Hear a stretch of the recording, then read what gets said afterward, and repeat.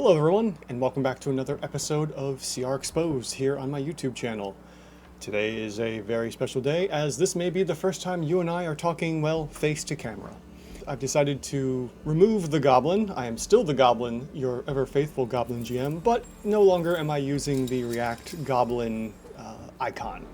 But, you know, I still have the chaotic goblin tendencies in me, so don't let that fool you. In any event, let's go ahead and take a look at the Fire Elemental as to why we are here today. What we're looking at here is the Fire Elemental from the Monster Manual, the 2025 edition, and we're just going to go right from the top down and start, looking at this stat block off to my left. So first thing we do, we're going to go ahead and take that 13 AC here and drop it into the tool. From there, we're going to then include the large frame for our elemental, because this will change the hit dice from a d8 to a d10. We have 11 d10 hit dice that we have to incorporate there. From that, we will then switch over to the stats and throw in the 10 strength, which we already have, 17 dexterity, 16 constitution, 6 intelligence, 10 wisdom, and 7 charisma. After that, I always like to make sure to put in the CR for our monster here. So for this instance, it's a CR 5 for the Fire Elemental. Moving on, we have a couple resistances, which is very unusual for the Monster Manual 25 edition.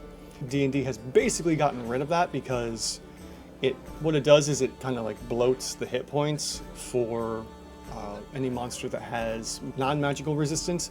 In this case, our Fire Elemental is resistant to all bludgeoning, piercing, and slashing. And since that's 3 items, this will trigger the resistances. So we're going to go ahead and throw that in, which gives our Fire Elemental more hit points.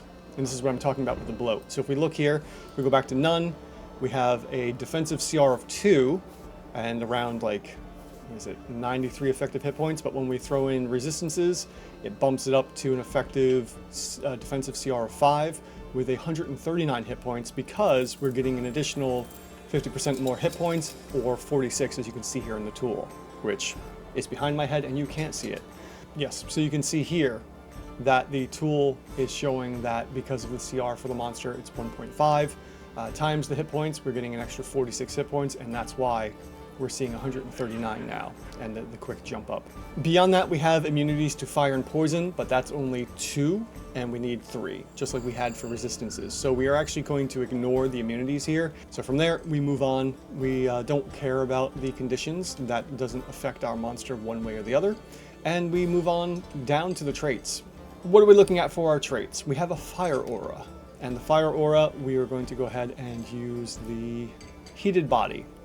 Like the Azure monster, we can use the heated body here, so we'll go ahead and click that checkbox. We are dealing 5.5 points of damage here because our dice are an odd number of dice. We always have to add in that half number when we are calculating for monster stats, not for at the table, only when you're calculating the CR.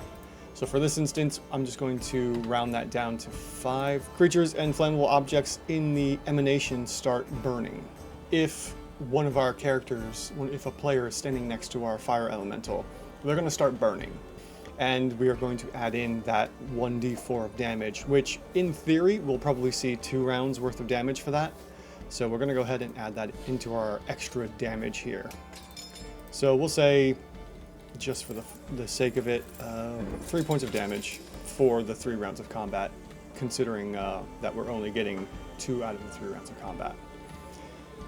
From there, we can skip over Fire Form, because basically this just lets the Fire Elemental move through places, and if a creature stops in them, they take extra fire damage. In theory, players are not going to willingly stop inside of a Fire Elemental or move through them, unless the Fire Elemental is blocking a hallway, which could be a fun use of this monster for how to play, being a blocker. We are going to look at that. We're going to skip over that Fire Form and move on to Illumination, which, again, this is a non-combat item. We don't really worry about Illumination, and we can just kind of skip right past that one. After that, we do have Water Susceptibility. We're not going to count this because we're looking at the proficiency of the Fire Elemental in combat. So obviously, if a player uses some kind of a water attack or douses them with a gallon's worth of water, which I think most spells don't actually actively attack with gallons of water except for a couple items.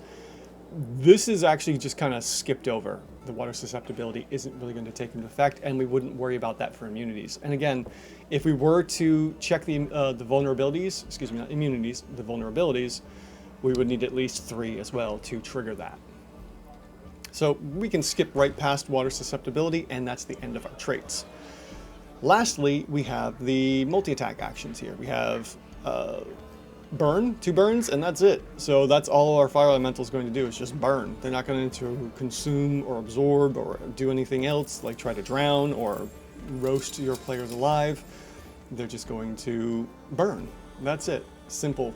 And with that, we're going to go ahead and start working out the dice. Even though I know D&D stat blocks are very good about this, we're just going to put this in case we need to fix things. And with that, we have, it looks like they're using dexterity. Okay. 2d6 plus dexterity gives us a total of 10, which we see here. Plus the target also gets the burning feature. So again, we have that burning item set up here. Creature can only be burning once, and that's it. They're constantly setting creatures on fire. Actually, because of that, we can probably just go ahead and say, instead of 3 total DPS, we're just going to do the average of 2 here, because every round of combat, we're going to be burning something, whether they're within range of us or if they're being hit by the burn attack. So we're just going to leave that at that. And we will go ahead and grab I mean, this is an extra step. You don't have to do this. I just like to bring the dice down into the attack in case there's other items that go along with that said attack for attack number 1. Then, since we have a multi-attack, we're going to go ahead and time this by 2. And then I just throw everything into concentration if they're doing the same thing over and over and over again. Okay. Before I calculate the final results here of damage, I realized I forgot one important thing. Putting in the attack bonus. I always got to check that attack bonus. We are still at a CR4 by adding in the proper attack bonus. Now we can do one of a couple different things here. Since our fire elemental doesn't rely on its dexterity for its AC, we could increase the dexterity bonus. We could, instead of it being a 17, we could say a 20. And at a 20, that will increase it to +8 for its attack bonus. And now we're a little better, but we're still not quite there. So let's get rid of those 2 changes. I usually don't like to mess with the stats, and I prefer to mess with the dice. The dice are much easier to remember. So now that we have the attack bonus in, let's go ahead and jump this up to a D10. That's a little better. Again, I'd like to see this not as a CR 4.5 technically, because I like my tool to round up. Let's go ahead and change this to a D12. That's much better. Okay, this is where I want to see the monster. I want to see it balanced properly. In this case, now our fire elemental is more of a striker than it is a tank, where we initially found it with the CR4. So what are we looking at here? With the ranges here, and why I say the playstyle now is a striker, because we are properly at a CR5. Our damage here is evenly across the board at an offensive CR6. We have an average of 39 points of damage, which is on the low end, unfortunately. We probably could increase the damage to the body and the emanations from there.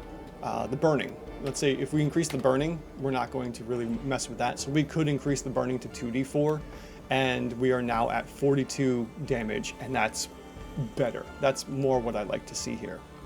So those are the quick fixes. Let's get to that in a second again. Our fire elemental offensive CR is a 6, higher than its average of a 5 for the CR5. And our defenses, while they have more hit points, they have lower defenses. So the defensive CR, because the effective AC is only a 13, and it's expecting a 15, we're 2 under. That reduces it by 1 total, and we drop down to a 4. So we have a striker fire elemental, which is what I would like to see. And now we have a properly balanced monster. Want to see even more? Join the community on Patreon or YouTube memberships and get early access to my videos, exclusive behind-the-scenes content, and a say in what monsters I review next. Click the link in the description to get started.